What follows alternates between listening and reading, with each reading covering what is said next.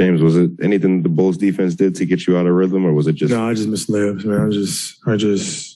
I felt good though, in pace and trying to get to the rim and just attack, and just didn't go in. So we have yet another disappointing game from James Harden, and he continues to struggle from the field. Going into this game, I was pretty excited. You had the number 1 seed Brooklyn Nets and the number 2 seed Chicago Bulls, and I'm honestly anticipating a pretty good matchup on a Saturday night, but that wasn't the case.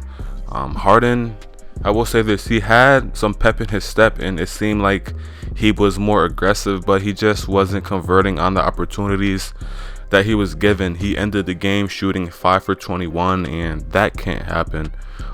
He had 14 assists and 0 turnovers, which is really nice, but I'd rather him shoot better from the field. There's times where Kevin Durant exits the game and the Brooklyn Nets are holding on to a lead, and the lead just evaporates really quick, and Steve Nash has to rush Kevin Durant back in the game just to keep the game close.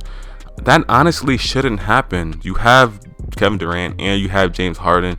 James Harden should be able to hold it down while Kevin Durant's on the bench getting a rest. Honestly, come on. Like last year, that was the bread and butter of Harden. Kyrie, Kevin Durant on the bench for a rest, and you put Harden out there with that second unit, and he was able to get it done, but he's just not able to create that same magic like he had last year. Once again, still pretty early. We're not even at the 30 game mark yet, so I will continue to be optimistic and I will continue to be supportive. This was also a game where the Brooklyn Nets had 25. I will repeat that. A game where the Brooklyn Nets had 25 more shot attempts than the Chicago Bulls, and they still lost the game.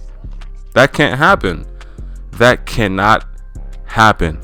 We're getting the second chance opportunities, but we're not able to convert. During the post-game interview, Harden says, "Blame this on me. I had a lot of opportunities at the rim.